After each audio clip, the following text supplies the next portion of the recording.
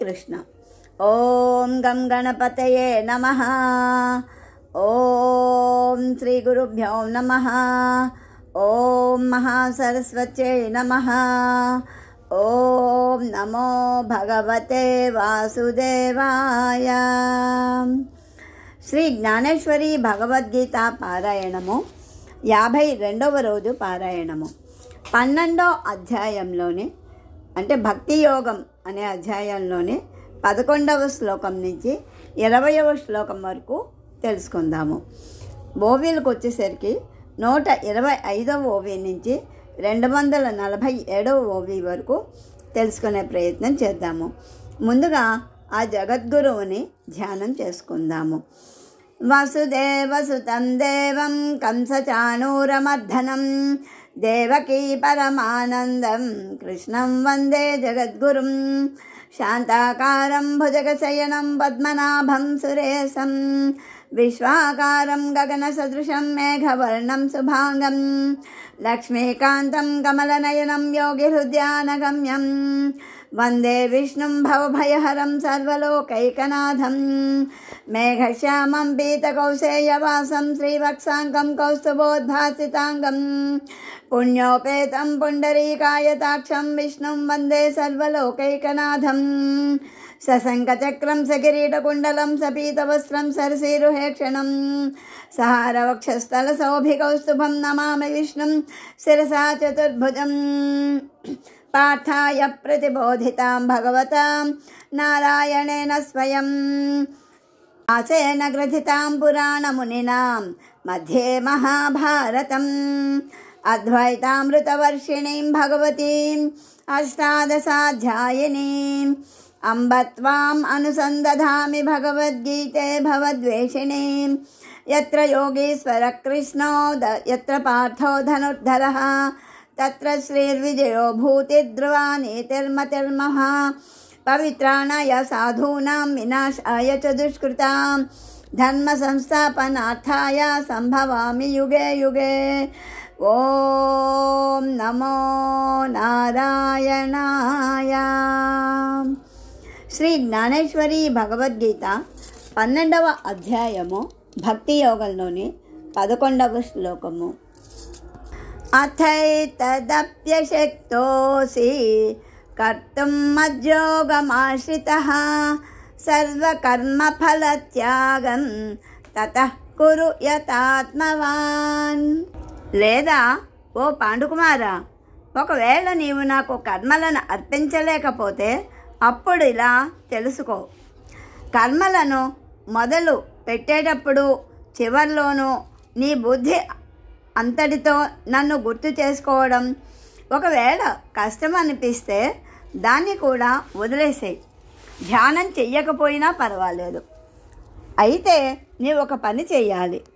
నీవు నీ బుద్ధిని ఇంద్రియ నిగ్రహం చెయ్యటంలో మాత్రం తప్పక వినియోగించాలి. నీ చేత ఏ ఏ సమయాల్లో ఏ ఏ కర్మలు జరుగుతాయో ఆయా కర్మల ఫలితాన్ని మాత్రం త్యాగం చేసేసేయి. వృక్షాలు కానీ లతలు కానీ తమకు కావలసిన ఫలాలపై ఆశ పెట్టుకోకుండా వాటిని కింద రాల్చేసే విధంగా నీ వల్ల జరపబడిన కర్మలకు సంబంధించిన ఫలాసను వదిలేసాయి. కానీ నన్ను మనసులో గుర్తుపెట్టుకొని లేదా నా ప్రీతి కోసం నాకు అర్పించాలి అనే ఉద్దేశంతో మాత్రం ఏ కర్మ చెయ్యొద్దు అని చెప్తున్నారు భగవానుడు. ప్రతిఫలాన్ని ఆశించకుండా నీ యొక్క కర్మలని చెయ్యి అని చెప్తున్నారు అన్నమాట. రాతి మీద పడిన వర్షము లేదా అగ్నిలో నాటిన బీజాలు స్వప్నంలో చూసేవి నిష్ఫలమైనవి. అదేవిధంగా నువ్వు చేసే కర్మలు స్వప్నంలా వ్యర్థము అని భావించు. తండ్రి తన కూతురు విషయంలో ఏ రకమైన అభిలాషను పెట్టుకోడు. అలాగే నీవు చేసే కర్మల ఫలప్రాప్తి కోరిక పెట్టుకోకు. అగ్నిజ్వాల ఆకాశంలో ప్రవేశించి అంటే ఉపయోగం లేకుండా వ్యర్థమైనట్లు నీవు నీ కర్మల నుంచి ఉత్పన్నమయ్యే ఫలాలను వ్యర్థం కాని. అర్జున, ఈ కర్మలు చేసి కూడా వాటి మీద ఫలం ఇచ్చా పెట్టుకోక పెట్టుకోకపోవడం ఒకవేళ సామాన్య మార్గంగా అనిపించినప్పటికీ అన్ని యోగాల్లోనూ అది శ్రేష్టమైన యోగం. ఒక్కసారి మొలకెత్తిన వెదురు తిరిగి మొలకెత్తదు. అలాగే కర్మలు చేసే వాటి ఫలత్యాగం చేశామంటే ఆ కర్మలు పునర్జన్మకు కారణం కావు. వెదురు ఒకవేళ మొలకెత్తినా దాని నుంచి కొమ్మలు ఉత్పన్నం కావు, అది మళ్ళీ మొలవదు. అలాగే కర్మలు చేసి వాటి ఫలితం త్యాగం చేస్తే మళ్ళీ అంకురాలు అంటే పునర్జన్మ రాదు. అలాగే ఈ దేహంతో అంటే ఈ జన్మలో మళ్ళీ దేహధారణ చెయ్యటం పూర్తవుతుంది. జనన మరణ పరిభ్రమణ నుంచి ముక్తి లభిస్తుంది. కానీ అర్జున, అభ్యాసయోగంతో మొదట పరోక్ష జ్ఞానం ప్రాప్తించి జ్ఞానప్రాప్తి అయిన తర్వాత ధ్యానించడం వస్తుంది. ఆ తర్వాత మనోవృత్తులు ధర్మాలు ధ్యానాన్ని ఆలింగనం చేసుకుంటాయి, ధ్యానంలో లీనమవుతాయి. అప్పుడు కర్మలు తనంత తానే మనిషికి దూరంగా పోతాయి. కర్మలు తనంత తానే దూరంగా ఉండిపోయినప్పుడు ఫలం మీద కోరిక నశిస్తుంది. అలా ఫలత్యాగమైన తర్వాత అంటే బ్రహ్మస్థితినే శాంతి తనకు అధీనమవుతుంది. కనుక ఓ సుభద్రాపతి, శాంతి ఉత్పన్నం అయ్యే ఒకే ఒక్క మార్గక్రమం ఇదే. కనుక నీవు ఆ మార్గక్రమాన్ని అభ్యాసం చెయ్యడమే మంచిది అని చెప్తున్నారు శ్రీకృష్ణ భగవానుడు. శ్రేయో హి జ్ఞానమభ్యాసాత్ జ్ఞానాధ్యానం విశిష్యతే ధ్యానాత్ కర్మఫలత్యాగః త్యాగాత్ శాంతిరనంతరం. పార్థ, అభ్యాసం కంటే జ్ఞానం శ్రేష్టమైనది, జ్ఞానం కంటే ధ్యానం మరింత శ్రేష్టమైనది. తర్వాత కర్మఫలం మీద ఇచ్ఛను వదులుట అనేది ధ్యానం కంటే కూడా ఉత్తమమైనది. దానికన్నా కూడా బ్రహ్మస్వరూప ప్రాప్తి సుఖం విశేషమైనది. ఓ మహావీర, ఈ బ్రహ్మరూప ప్రాప్తి మార్గం పరంపర ఇదే. ఈ మార్గంతో ముందుకు పోయి శాంతి అనే వంటింటిని ప్రాప్తింప చేసుకునే అని చెప్పేసి చెప్తున్నారనమాట. నెక్స్ట్ 13వ శ్లోకం. అద్వేష్ట సర్వభూతానాం మైత్రః కరుణ ఏవ చ నిర్మమో నిరహంకారః సమదుఃఖ సుఖక్షమీ. అంటే మనసులో చైతన్యాన్ని తమ పరభేదాలుండునట్లు జీవరాశుల పట్ల ద్వేషము అంటూ అసలు ఉండదు. అంటే వారికి సర్వత్రా సమదృష్టే ఉంటుంది అని చెప్తున్నారనమాట. లేక పృథ్వీకి ఉత్తమ మానవుల భారాన్ని సహించాలి, అధముల భారాన్ని సహించకూడదు అన్న భేదం అసలు ఉండదు. లేదా కృపావంతమైన ప్రాణవాయువు తన మనసులో రాజు దేహంలో శ్వాసోచ్ఛ్వాసలు చేస్తూ ఉండాలి, పేదవాడి దేహంలో ఉండకూడదు అని అనుకోకుండా ఉన్నట్లుగా. లేదా నువ్వు నీ మనసులో ఆవు దాహాన్ని తీర్చాలి, పులిపాలిటి విషంలా అయ్యి చంపాలి అని అనుకోనట్లు, అలాగే ఏకత్వ బోధతో ప్రాణిమాత్రుల పట్ల ఎవరికి మైత్రి ఉంటుందో, ఎవరి కృపకు ఎవరు తాము ఆధారభూతమవుతారో, నేను నాది అని ఎవరి మనసులో ఉద్భవించదో, సుఖదుఖాలు కూడా ఎవరి మనసులో పట్టవో, ఆ విధంగానే క్షమ విషయంలో ఎవరికి పృథ్వీ అంతటి యోగ్యత ఉంటుందో, ఎవరు తమ ఒడిలో ఉండటానికి సంతోషానికి వికాసం ఇస్తారో అని చెప్పేసి చెప్తూ, సంతుష్ట సతతం యోగి యతాత్మా దృఢ నిశ్చయః మయ్యర్పిత మనో బుద్ధిః యో మద్భక్సమే ప్రియః. అంటే వర్ష ఋతువు కాకపోయినా కూడా సముద్రం సదా నీటితో నిండిపోయి ఉన్నట్లు, ఆనందోపచారం చేయకపోయినా విషయాసక్తి లేకుండా ఎవరు సహజంగా ఆనందంలో నిమగ్నమై ఉంటారో, ఎవరు తమ మనసుపై తామే ఒట్టు పెట్టుకొని దాన్ని స్వాధీనంలో ఉంచుకుంటారో, ఎవరి నిశ్చయం నిరంతరంగా అఖండంగా ఉంటుందో, ఎవరి హృదయ మందిరంలో ఒకే ఆసనం మీద జీవుడు పరమాత్మ ఇద్దరూ విరాజమానులవుతారో, అలాంటి యోగ సంపత్తితో పూర్ణత్వం పొంది ఎవరు తమ మనోబుద్ధులను అఖండంగా నాకు అర్పిస్తారో, అంతర్యామి అంటే బ్రహ్మాత్మైక అనుభూతి దృఢత్వంతో ధ్యానంతో బయటకు అష్టాంగ యోగము అనే సాధనలో చక్కగా సిద్ధి కలిగినప్పటికీ నాపై ప్రీతిని ఎవరు పెట్టుకుంటారో, అర్జున, వారే నా భక్తులు, వారే యోగులు, వారే ముక్తులు. ఎక్కువ ఎందుకు చెప్పడం? వారు భార్య, నేను భర్త అన్నంతగా నేను వారిని ఇష్టపడతాను. వారు నాకు నా ప్రాణం కన్నా ఎక్కువ ప్రియమైన వారు. అయితే ఆ ఉదాహరణ కూడా ఇక్కడ తక్కువే అవుతుంది. అయితే ఇష్టమైన భక్తుల విషయంలో కేవలం నన్ను మైమర్పించిన నా మంత్రం ఇది నిజానికి మాటలతో చెప్పి చూపదగిన విషయం కాదు. కానీ నా ప్రేమే నా చేత ఇలా చెప్పిస్తోంది. అందుకే నేను సహజమైన పోలికను, అంటే భార్యాభర్త పోలికను ఇక్కడ నీకు ఇచ్చాను అని చెప్తున్నారనమాట. లేకపోతే ప్రేమను వర్ణించడం సాధ్యమవుతుందా? అర్జున, ఈ సమస్త సృష్టిని పక్కకి పెట్టు. ఎందుకంటే ఇష్టమైన మునుల విషయాన్ని గురించిన గోష్ఠి మొదలు పెడితే ప్రీతి రెట్టింపు బలంగా పెరుగుతుంది. అందులోనూ అదృష్టవశాత్తు ప్రేమాలు అయిన శ్రోతలు కలిస్తే ఆ మాధుర్యానికి మరొక పోలిక చెప్పగలమా? కనుక అర్జున, నీవే నాకు ప్రియమైన వాడివి. నీవే ప్రీతి విషయాన్ని వినే శ్రోతవి అయి ఉన్నావు. అందులోనూ నా ప్రియభక్తుల విషయం నీకు చెప్పడానికి సందర్భం కూడా సహజంగా కలిసొచ్చింది. అయితే ఇప్పుడు ఏమైనా కానీ నేను చెప్పవలసిన సందర్భం రావటం కూడా నీ అదృష్టమే అనుకో అని దేవుడు ప్రేమానందంలో వాళ్ళలాడసాగాడు. అంటే దేవుడు అంటే అక్కడ శ్రీకృష్ణ పరమాత్మ.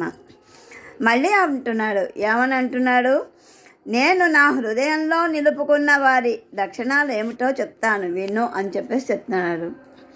యస్మాన్నో ద్విజతే లోకః లోకాన్నో ద్విజతే చయః హర్షామర్షభయోద్వేగైః ముక్తో యస్స చ మే ప్రియః.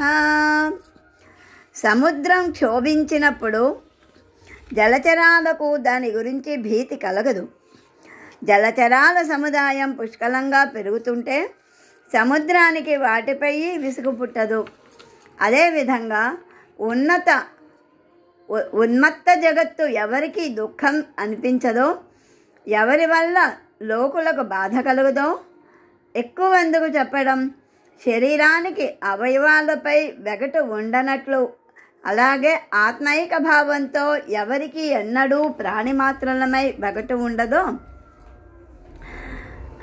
జగత్తే తాను అన్న భావం వల్ల ఎవరికి ఇష్టాయిష్టాలన్న భేదం ఉండదో, వారికి ఈ ప్రకారంగా ద్వైతభావం నశించిపోవటం వల్ల వారిలో అందరము క్రోధము అన్న వికారాలు నశించిపోతాయి. అలాగే సుఖదుఖాల నుంచి వారికి బాధ కలగదు.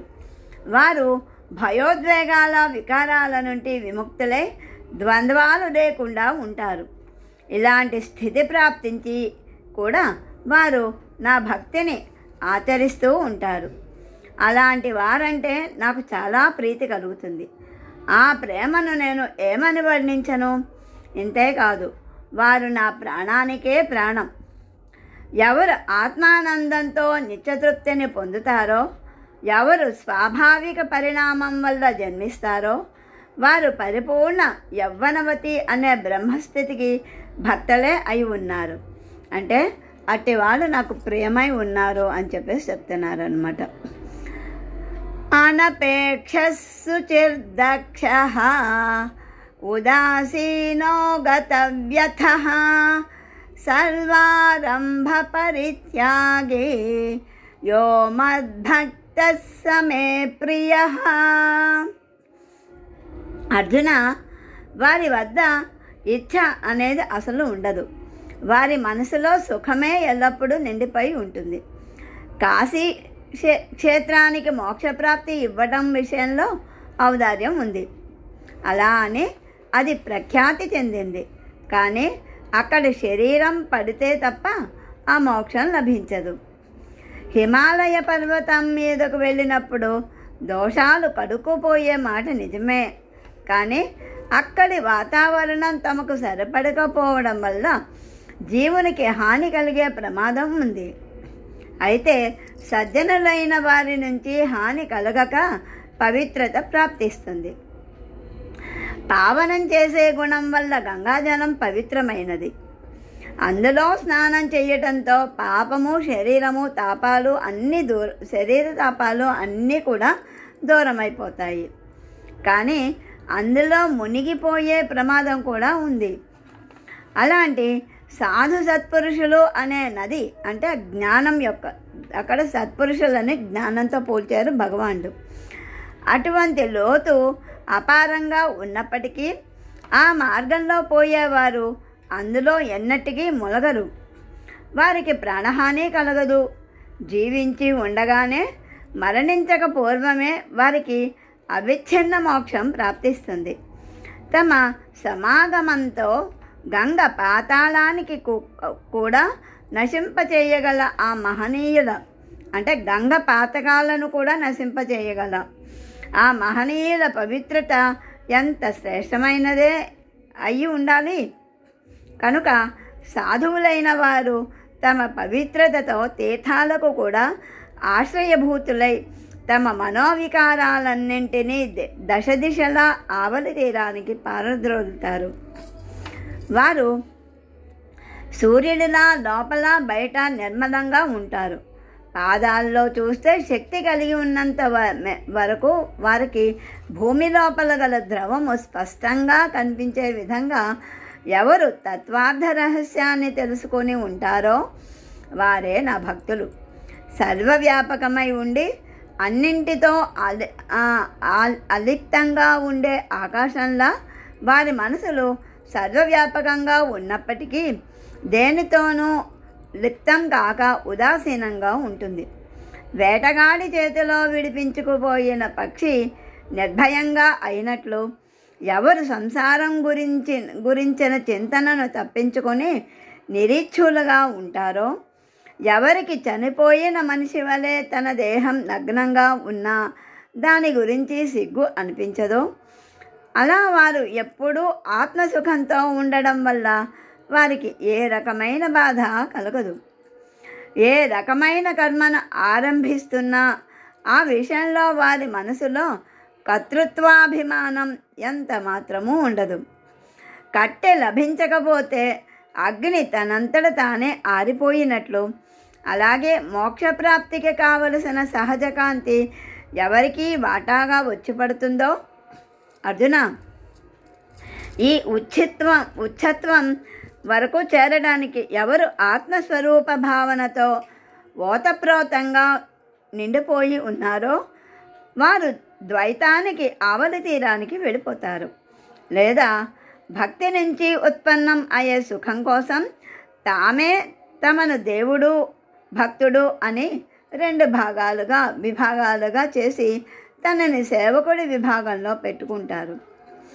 సేవకుడు కాక మిగిలిన భాగాన్ని దేవుడు అని పెట్టి ఏ యోగులు భక్తిని ఆచరించని లోకులకు భక్తి మార్గాన్ని చక్కగా ఆచరించి భజన పద్ధతి చూపి దానిపై నమ్మకం కలిగిస్తారో వారంటే నాకు చాలా ప్రీతి.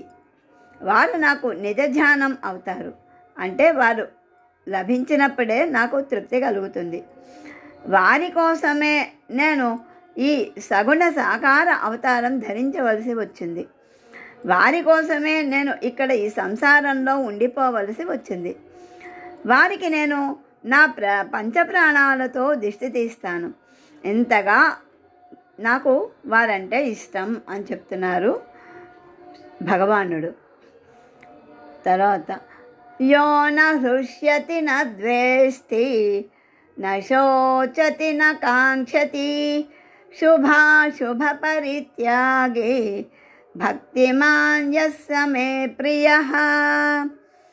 ఎవరు బ్రహ్మప్రాప్తి లాభం లాంటి ఉత్తమమైనది మరొకటి ఉన్నది అని ఏమాత్రం అంగీకరించరో వారికి విశేషమైన విషయాలను భవాన్ నుంచి ఏ విధమైన ఆనందం కలగదు.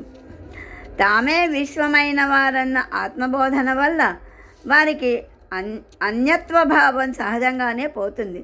కనుక ఏ పురుషుడు మనసు నుంచి ద్వేషం నశించిపోతుందో, ఎవరు నిజంగా తమ ఆత్మస్వరూప వస్తువు కల్పాంతంలో కూడా నశించిపోదు అని మనసులో దృఢంగా విశ్వసించి గడిచిపోయిన విషయం గురించి శోకించరో, వారి ఆత్మ స్వరూపం కన్నా ఉత్తమ వస్తువు ఈ జగత్తులో వేరేదేది ఉండదు.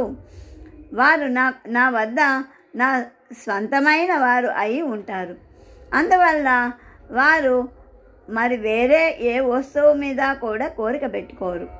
సూర్యుడికి రాత్రి పగలు అనే భేదం అస్సలు ఉండనట్లు మంచి చెడు అనే వారికి ఎప్పుడూ అనిపించదు. అలాగే వారు కేవలం జ్ఞానస్వరూపులై శుద్ధులవుతారు. నా గుణ సంకీర్తనతో తమ కాలాన్ని గడిపేస్తారు. అలాంటి భక్తులు ప్రీతిపాత్రులైన వారు నాకు ఇంకెవ్వరూ లేరు. ఇది నిజమని నీ మీద ఒట్టేసి చెప్తున్నాను అని చెప్తున్నారు భగవానుడు. శమశత్రౌ చ మిత్రే చ తథా మానాపమానయోః శీతోష్ణ సమదుఃఖేషు సమస్సంగ వివర్జితః. పార్థ, వారి మనసులో విషయ భావం అనే గోష్ఠి ఉండదు. వారు శత్రువులందరినీ మిత్రులు అని అంటే శత్రుమిత్రులనిద్దరినీ సమానంగా భావిస్తారు.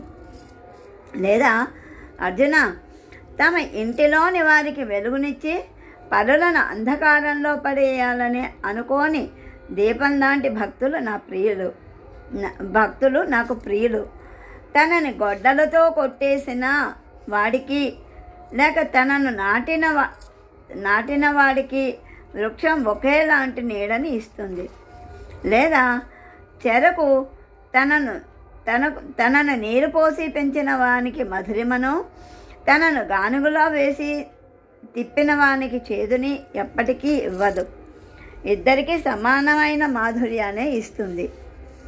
అలాగే అర్జున, శత్రువులతోనూ మిత్రులతోనూ ఎవరు ఒకే విధమైన సమభావంతో ఉంటారో, ఎవరు మానవమానములను సమబుద్ధితో చూస్తారో, ఆకాశం 3 ఋతువుల్లోనూ ఒకేలాగా ఉన్నట్లు ఎవరు చల్లదనం లేక ఉష్ణత ఈ రెండింటినీ సమానంగా భావిస్తారో, అర్జున, మేరు పర్వతం దక్షిణం వైపుకు గాలిని, ఉత్తరం వైపు గాలి ఒకే విధంగా అనుకుని అచలంగా ఉన్నట్లు, అలాగే సుఖదుఖాలు ప్రాప్తించినప్పుడు ఎవరు తమ మనసులో నిశ్చలతను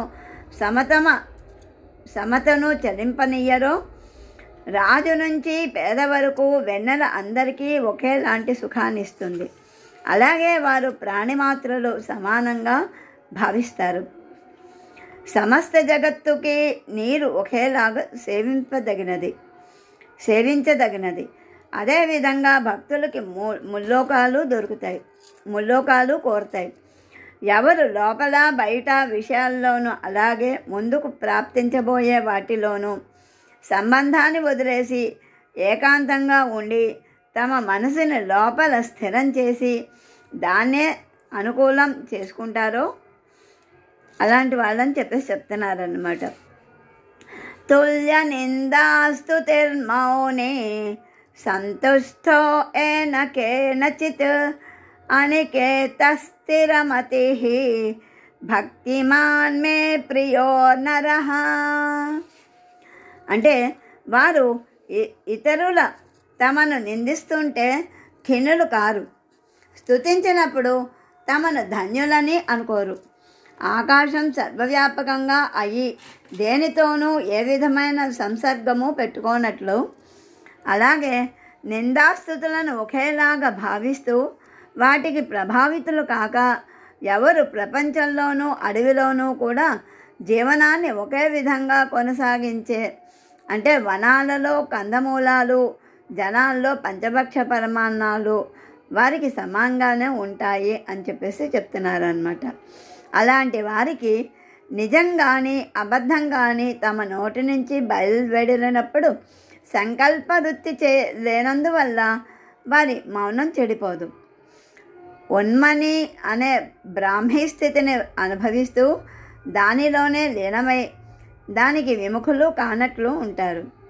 వర్షం పడకపోయినప్పటికీ ఎండిపోని సముద్రం వలె తమ ఇచ్ఛను అనుసరించి లాభం కలిగిన వారు సంతోషించరు.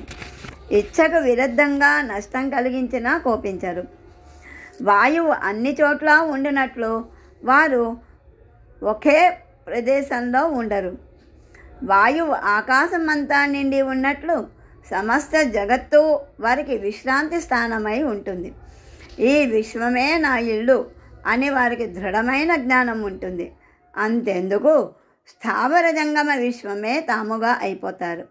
అర్జున, అలా పరిపూర్ణతకు చేరుకొని కూడా వారికి నా భజనలో పూర్తి ఆసక్తి ప్రీతి ఉంటుందో, అంటే ఎవరికి నా భజనలో పూర్తి ఆసక్తి ప్రీతి ఉంటుందో వారిని నేను నా మస్తకం మీద మకుటంలా ధరిస్తాను.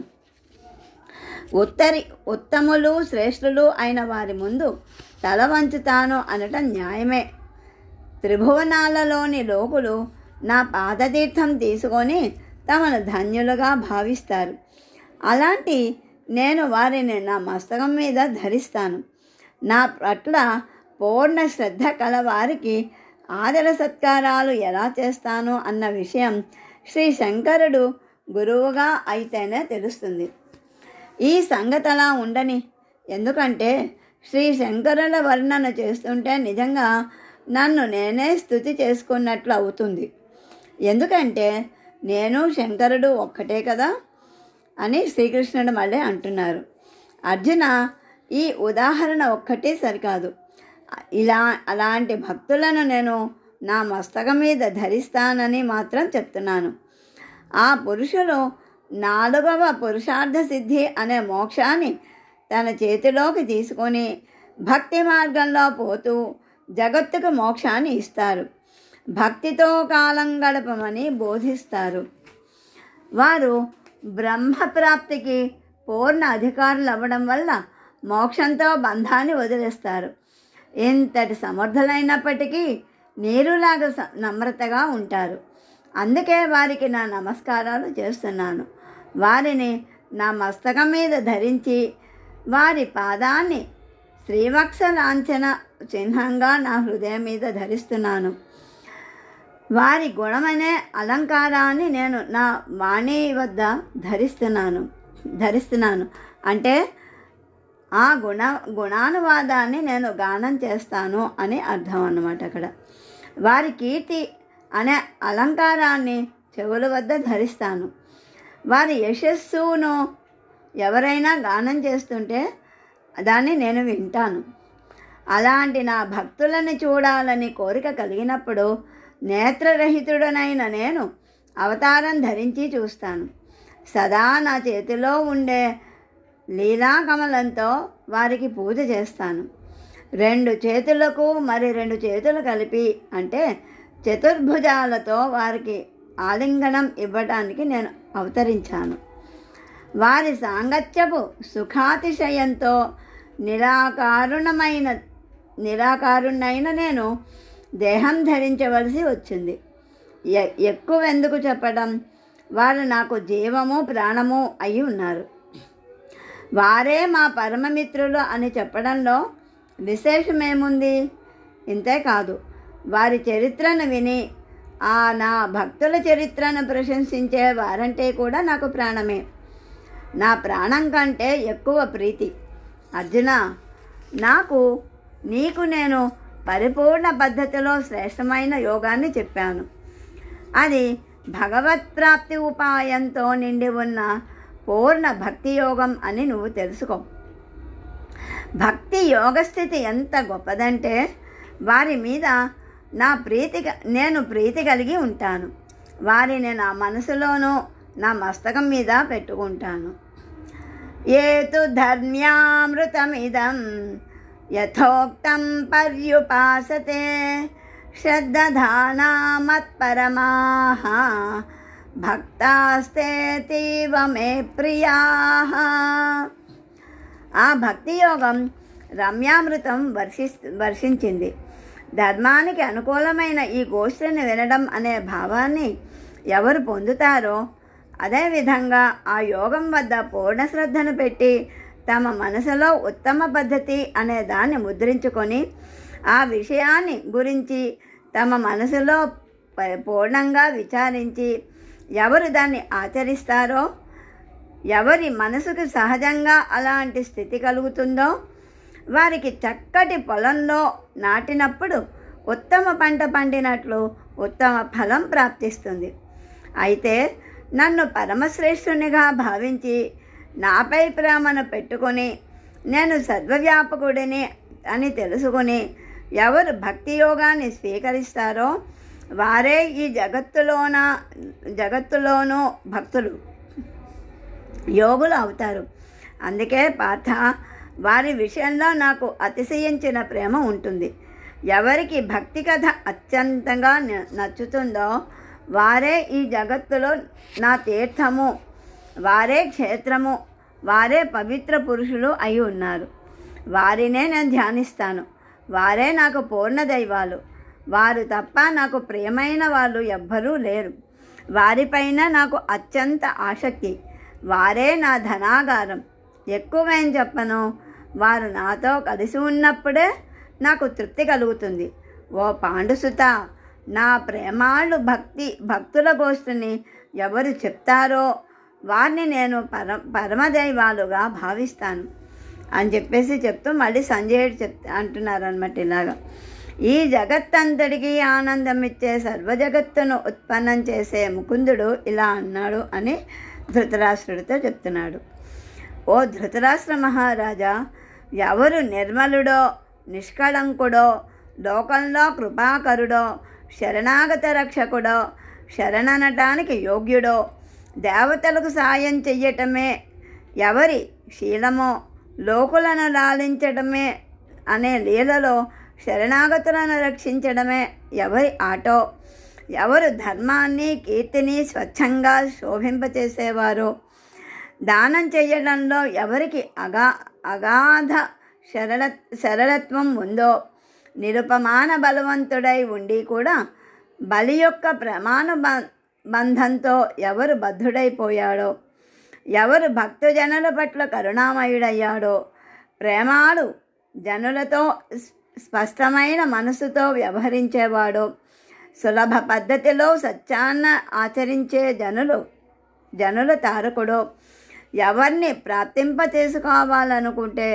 సత్యము అనే వంతెన కావాలో, 14 విద్యలు 64 కళలకు ఎవరు నిలయమో, అలాంటి భక్త సామ్రాట్టు వైకుంఠ నాయకుడు అయిన శ్రీకృష్ణ భగవానుడు అదృష్టశాలి అయిన అర్జునునికి భక్తి యోగాన్ని చెప్పారు.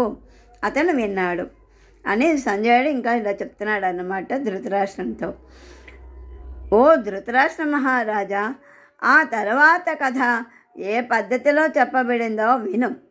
ఆ రసభరిత గోష్ఠిని దేశ భాషల్లో నేను చెప్తాను, మీరు వినండి అని చెప్పేసి చెప్పాడనమాట సంజయుడు.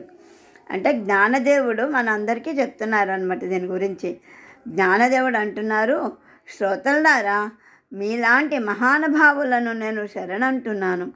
అలా సేవించమని నాకు నేర్పింది నా గురువైన నివృత్తినాథులే అని చెప్తున్నారనమాట. ఇది ఉపనిషత్ ప్రతిపాదకము, బ్రహ్మ విద్య, యోగశాస్త్రము, శ్రీకృష్ణార్జున సంవాదము అయినటువంటి శ్రీ భగవద్గీతలోని భక్తయోగము అనే 12వ అధ్యాయము. సర్వం శ్రీకృష్ణార్పణమస్తు. లోకా సమస్తా సుఖినో భవంతు. సర్వే జనా సుఖినో భవంతు. సమస్త సన్మంగళాని భవంతు. ఓం శాంతి శాంతి శాంతి. హరే కృష్ణ.